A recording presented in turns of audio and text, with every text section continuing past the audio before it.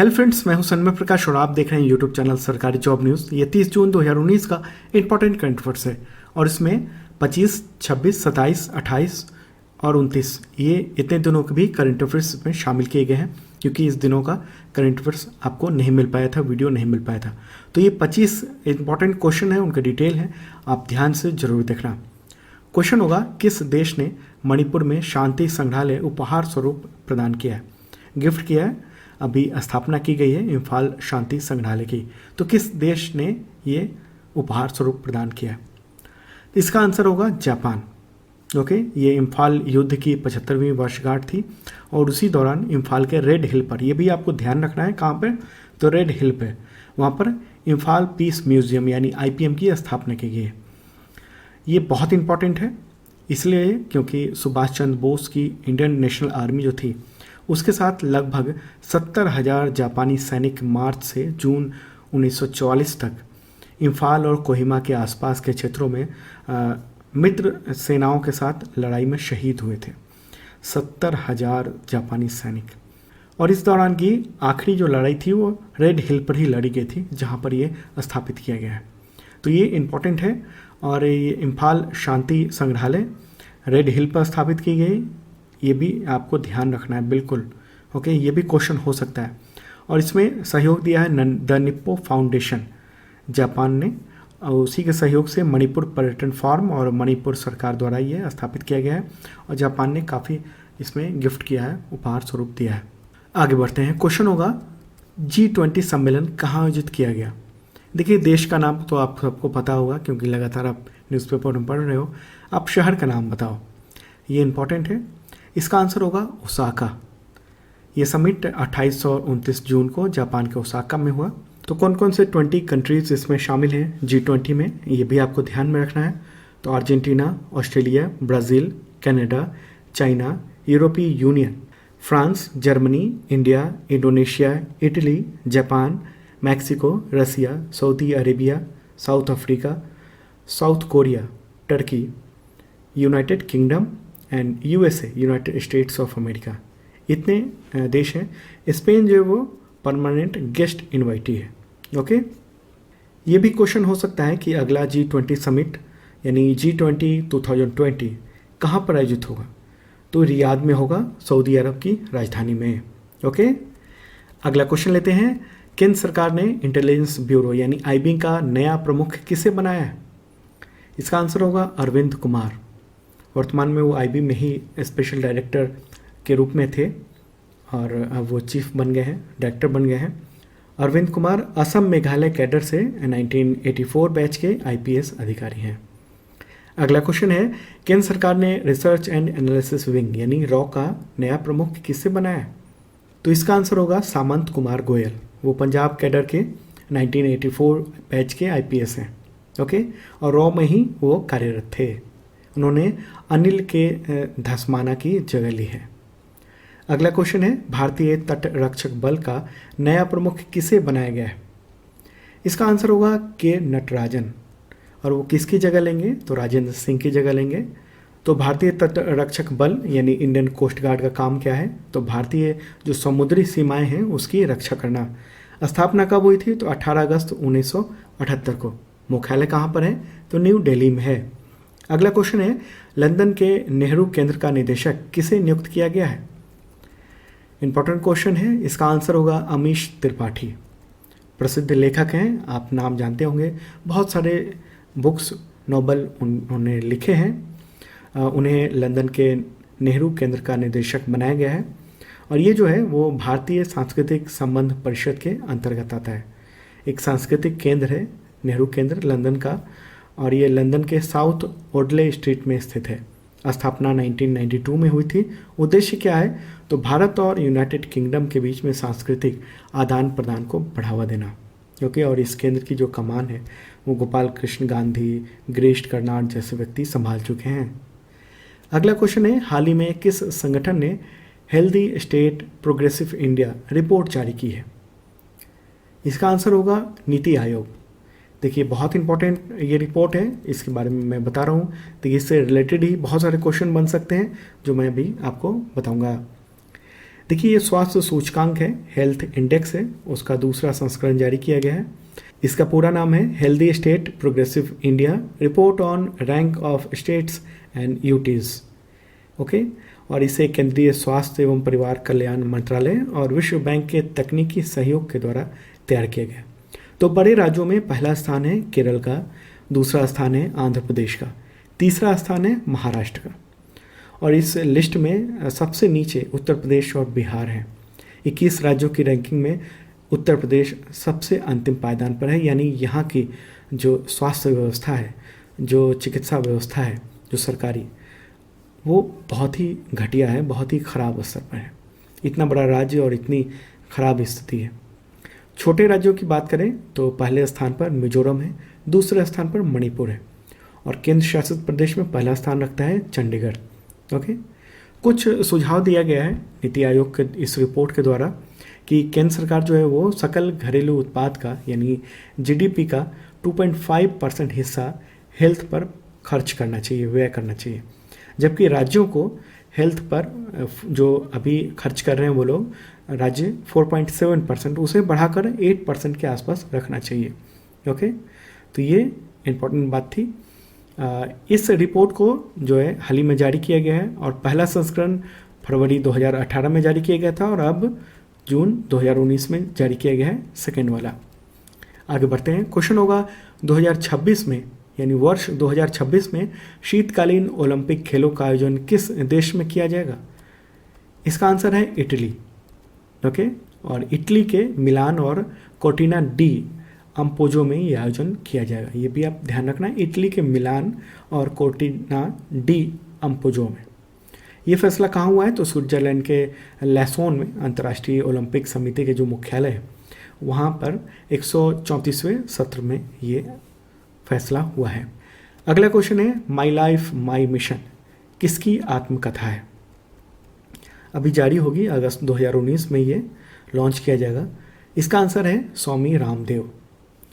उन्होंने इस बुक को वरिष्ठ पत्रकार उजय माहुरकर के साथ लिखा है। ओके, इसमें पूरी जीवनी है बाबा रामदेव की, स्वामी रामदेव की। आगे बढ़ते हैं। क्वेश्चन होगा हाल ही में आरबीआई के किस डिप्टी गवर्नर ने कार्यकाल पूरा होने से 6 महीने पहले ही इस्तीफा दे दिया? इसका आंसर है विरल आचार्य। उनको 3 साल के लिए नियुक्त किया गया था। 3 जनवरी 2017 को आरबीआई में शामिल किया गया था, और उन्होंने अपना कार्यकाल से 6 महीने पहले ही इस्तीफा दे दिया है। हालांकि वो 23 जुलाई 2019 तक पद पर बने रहेंगे। और देखिए, ये 7 महीने में दूसरी बार है जब आरबीआई के किसी उच्च अधिकारी ने कार्यकाल पूरा होने के पहले ही अपना पद छोड़ दिया। इससे पहले आरबीआई के गवर्नर उर्जित पटेल ने दिसंबर 2018 में निजी कारण बताते हुए इस्तीफा दे दिया था। ओके, और विरल आचार्य जो हैं आरबीआई के उन बड़े अधिकारियों में शामिल थे जिन्हें उर्जित पटेल की टीम का हिस्सा माना जाता था। ये मीडिया रिपोर्ट के में बताया गया है कि विरल आचार्य अब न्यूयॉर्क यूनिवर्सिटी के सैटर्न स्कूल ऑफ बिजनेस में बतौर प्रोफेसर ज्वाइन करेंगे। कुछ विचारों में मतभेद सामने आए थे जो अभी गवर्नर हैं शक्तिकांत दास उनके साथ। ओके, तो इसी के बाद इस्तीफा हुआ है। अगला क्वेश्चन लेते हैं। दुनिया की सबसे बड़ी मल्टी स्टेज लिफ्ट सिंचाई परियोजना का नाम बताएं जिसके पहले चरण का उद्घाटन 3 राज्यों के चीफ मिनिस्टर्स ने किया है। 3 राज्य इसमें शामिल है। बहुत इंपॉर्टेंट क्वेश्चन है, देश की, दुनिया की सबसे बड़ी मल्टी स्टेज लिफ्ट सिंचाई परियोजना है। तो इसका आंसर होगा कालेश्वरम लिफ्ट सिंचाई प्रोजेक्ट, और शॉर्ट में कहेंगे KLIP। देखिए, 21 जून 2019 को अभी हाल ही में तेलंगाना के मुख्यमंत्री के चंद्रशेखर राव, आंध्र प्रदेश के मुख्यमंत्री जगन मोहन रेड्डी, महाराष्ट्र के मुख्यमंत्री देवेंद्र फडणवीस, उन लोगों ने मिलकर संयुक्त रूप से इस पहले चरण का उद्घाटन किया है। तो क्या है ये मल्टी स्टेज लिफ्ट सिंचाई परियोजना? देखिए, जब पानी को किसी ऊंची जगह पर मौजूद जलाशयों या नहरों में पंप मोटर के सहारे ले जाया जाता है तो इसे लिफ्ट इरिगेशन कहते हैं। मतलब पानी जो है, यानी जहाँ से पानी लेना है वो नीचे है और जहाँ पानी पहुँचाना है वो ऊंचाई पर है, तो उसे लिफ्ट किया जाएगा पंप के सहारे, तो इसलिए लिफ्ट सिंचाई परियोजना इसे कहेंगे। और तेलंगाना में गोदावरी के पानी को नहरों में डालने के लिए सबसे बड़ी समस्या वहाँ पर ऊंचाई थी, और चूँकि ये दक्कन के पठार वाला इलाका है, इसलिए मोटर पंप के सहारे नदी के पानी को ऊपर बने जो नहर है उसमें डाला जाता है। तो कहाँ पर ये बना है? तो तेलंगाना के मेडिगड्डा में गोदावरी नदी पर। ये ध्यान रखना आप। लागत कितनी आई है? तो अभी 80,000 करोड़ रुपए है, और परियोजना जब पूरा हो जाएगी तब इसकी लागत बढ़कर 1 लाख करोड़ रुपए या उससे ज़्यादा भी होने की उम्मीद है। तो किसने निर्माण किया है? तो इसका निर्माण Megha engineering and infrastructure limited यानी MEIL और भेल के सहयोग से किया गया है। तो इससे क्या होगा कि तेलंगाना, महाराष्ट्र और आंध्र प्रदेश के कई जिलों में जलापूर्ति की जाएगी। ओके, आगे बढ़ते हैं। क्वेश्चन होगा फाइनेंशियल एक्शन टास्क फोर्स यानी FATF का सदस्यता पाने वाला पहला अरब देश कौन बन गया है? यानी FATF का जो पहला ऐसा अरब देश जो इसकी परमानेंट मेंबरशिप ले लिया है जिसने। इसका आंसर होगा सऊदी अरब, और इसी के साथ इस समूह के अस्थायी सदस्यों की संख्या 39 हो गई है। ओके, FATF में पर्यवेक्षक सदस्य के रूप में शामिल किया गया था 2015 में सऊदी अरब को, और अब परमानेंट मेंबर उनको बना दिया गया है। तो FATF का मुख्यालय कहाँ पर है? पेरिस, फ्रांस में। स्थापित कब हुआ था? तो 1989 में। आगे बढ़ते हैं। क्वेश्चन होगा फाइनेंशियल एक्शन टास्क फोर्स यानी FATF के ग्रे लिस्ट में बरकरार रखा गया है। मुझे लगता है आप सबको पता होगा। इसका आंसर है पाकिस्तान। आतंकी फंडिंग रोकने में असफल रहने के कारण पाकिस्तान को ग्रे लिस्ट में बरकरार रखने का निर्णय लिया गया है। हालांकि भारत ने काफ़ी दबाव डाला था, ऐसा कहा जा रहा है, मीडिया रिपोर्ट में है कि पाकिस्तान को ब्लैक लिस्ट किया जाए, लेकिन अभी उसको ग्रे लिस्ट में रखा गया है। ओके, देखिए, ग्रे लिस्ट में होने के कारण पाकिस्तान को अंतर्राष्ट्रीय मुद्रा कोष, विश्व बैंक, एशियाई डेवलपमेंट बैंक वगैरह से जो सहायता मिलती है, वित्तीय सहायता, वो कम हो जाती है। ओके, आगे बढ़ते हैं। क्वेश्चन होगा हाल ही में मृदंग वादक तंजावुर राममूर्ति का निधन हुआ, तो किस राज्य से थे? तो इसका आंसर होगा तमिलनाडु। उनका निधन 22 जून को हुआ है तमिलनाडु के त्रिची में। ओके, उन्हें तमिलनाडु सरकार के द्वारा कलामामणि पुरस्कार से सम्मानित किया गया था। अगला क्वेश्चन है तेलंगाना हाईकोर्ट का नया चीफ जस्टिस किसे नियुक्त किया गया? इसका आंसर होगा राघवेंद्र सिंह चौहान। वो तेलंगाना हाईकोर्ट के दूसरे मुख्य न्यायाधीश हैं। अगला क्वेश्चन है एशियाई स्नूकर चैंपियनशिप 2019 में पुरुष वर्ग का खिताब किसने जीता? इसका आंसर है पंकज आडवाणी। अगला क्वेश्चन है हाल ही में सुर्खियों में रही प्रणीति नायक किस खेल से जुड़ी है? इसका आंसर होगा जिम्नास्टिक। प्रणीति नायक ने एशियाई आर्टिस्टिक जिम्नास्टिक चैंपियनशिप 2019 में वोल्ट इवेंट में कांस्य पदक जीता है। वो 23 वर्ष की हैं, पश्चिम बंगाल से आती हैं। अगला क्वेश्चन है ग्रे सील नामक मछली किस महासागर में पाई जाती है? अभी हाल ही में इस मछली की चर्चा हुई है, न्यूज़ रिपोर्ट में आया है, इसलिए ये इंपॉर्टेंट क्वेश्चन हो जाता है। तो इसका आंसर होगा प्रशांत महासागर। देखिए, स्कॉटलैंड के सेंट एंड्रूज यूनिवर्सिटी के रिसर्चर्स ने एक रिसर्च में पाया कि ग्रे सील नामक मछली इंसान के शब्दों और आवाज़ की नकल कर सकती है। अगला क्वेश्चन है किस राज्य सरकार ने सरबत सेहत बीमा योजना लॉन्च करने का निर्णय लिया है? इसका आंसर होगा पंजाब। ये योजना जुलाई 2019 में लॉन्च किया जाएगा और इसके तहत हर परिवार को 5 लाख रुपए का वार्षिक स्वास्थ्य कवर प्रदान किया जाएगा। इस योजना का लाभ पंजाब के 43.18 लाख परिवारों को मिलेगा और सरकारी अस्पतालों के अलावा लगभग 364 प्राइवेट अस्पतालों में भी सुविधा मिल पाएगी। और ख़ास बात है कि इसमें प्रधानमंत्री जन आरोग्य योजना के तहत जो 14.86 लाख लाभार्थी परिवार हैं वो भी शामिल हैं। मतलब कि PMJ योजना, जो प्रधानमंत्री जन आरोग्य योजना, उसके तहत जो कवर किए गए परिवार हैं उनका प्रीमियम तो केंद्र और राज्य सरकार के द्वारा 60-40 के अनुपात में किया जाएगा, जबकि इसके अलावा जो भी लोग हैं, जो भी परिवार हैं, उसका प्रीमियम राज्य सरकार के द्वारा वहन किया जाएगा। अगला क्वेश्चन है सूक्ष्म, लघु और मध्यम उद्योग दिवस कब मनाया जाता है? इसका आंसर होगा 27 जून। अगला क्वेश्चन है किस IIT में अंतर्देशीय व तटीय समुद्री तकनीकी केंद्र यानी CICMT की स्थापना की जाएगी? इसका आंसर है IIT खड़गपुर। देखिए, केंद्रीय जहाजरानी मंत्रालय ने सागरमाला प्रोजेक्ट के तहत ये आप ध्यान रखना, सागरमाला कार्यक्रम प्रोजेक्ट। इसके तहत अंतर्देशीय और तटीय समुद्री तकनीकी केंद्र यानी CICMT की स्थापना के लिए IIT खड़गपुर के साथ MOU पर सिग्नेचर किए। इस केंद्र में तटीय तथा अंतर्देशीय जल मार्गों के लिए जहाज़ों के डिजाइन पर फोकस किया जाएगा। ओके, जहाज़ों की तकनीक, परिवहन प्रणाली, इन सब के पहलुओं पर काम होगा। अगला क्वेश्चन है, ICC ने किस अंतर्राष्ट्रीय संस्था के साथ मिलकर क्रिकेट वर्ल्ड कप 2019 में वन डे फॉर चिल्ड्रेन नामक अभियान का आयोजन करने का निर्णय लिया है? इसका आंसर होगा यूनिसेफ।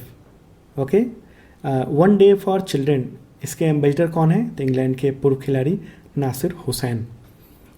अगला क्वेश्चन है, किस राज्य के मुख्यमंत्री ने राज्य में बाढ़ स्थितियों के बेहतर प्रबंधन के लिए एक एटलस लॉन्च किया है, एटलस जारी किया है? इसका आंसर होगा उड़ीसा। एटलस मतलब मानचित्र का एक पूरा बुक कहते हैं एटलस। ओके, और ये जो है national remote sensing Hyderabad centre जो है और ओडिशा राज्य विकास आपदा प्राधिकरण प्रबंध प्राधिकरण उसके द्वारा तैयार किया गया है। इसे जो बाढ़ की कहाँ क्या स्थिति होती है या हो सकती है उसका पूरा एटलस है, मानचित्र है। अगला क्वेश्चन है, भारतीय नौसेना ने फारस की खाड़ी में भारतीय समुद्री जहाज़ों की सुरक्षा के लिए कौन सा ऑपरेशन लॉन्च किया हुआ है? इसका आंसर होगा ऑपरेशन संकल्प। ये फारस और ओमान की खाड़ी में लॉन्च किया गया है। उद्देश्य क्या है? तो भारतीय समुद्री जहाज़ों की रक्षा करना। देखिए, अभी हाल ही में आपने सुना होगा कि 2 समुद्री जहाज़ों पर हमला हुआ था और अमेरिका ने इसका आरोप ईरान पर लगाया, जबकि ईरान ने कहा कि हमने नहीं किया है। तो भारतीय नौसेना ने ऑपरेशन संकल्प के तहत INS Chennai stealth guided missile destroyer और गश्ती पोत INS सुनैना को तैनात किया है। तो इससे जो भारतीय जहाज़ हैं उनकी सुरक्षा हो पाएगी। आखिरी क्वेश्चन लेते हैं आज का, किस संस्थान के वैज्ञानिकों ने कैंसर कोशिकाओं का पता लगाने के लिए कोयले से डॉट्स का विकास किया है? इसका आंसर होगा CSIR NEIST असम में। ओके, CSIR का फुल फॉर्म क्या होता है? तो council of scientific and industrial research, और NEIST का फुल फॉर्म होगा north east institute of science and technology. Okay, देखिए, इसके वैज्ञानिकों ने एक खास रासायनिक प्रक्रिया का विकास किया, डेवलपमेंट किया है, जिसके द्वारा कोयले का उपयोग कैंसर की कोशिकाओं का पता लगाने के लिए किया जा सकता है। जो साइंटिस्ट्स हैं उनकी टीम का नेतृत्व बिनोय कुमार सकिया और टोकेश्वर दास ने किया है। ओके, तो ये था इंपॉर्टेंट करंट अफेयर्स 25 से 30 जून 2019 का। अगर पसंद आया हो तो लाइक बटन जरूर दबाइएगा और ऐसे ही करंट अफेयर्स वीडियोस देखने के लिए और इंपॉर्टेंट वीडियोस देखने के लिए आप इस चैनल को जरूर सब्सक्राइब करें और बेल आइकन है उसे भी दबाएं। फिर कल मॉर्निंग को मिलेंगे ताज़ा तरीन करंट अफेयर्स साथ।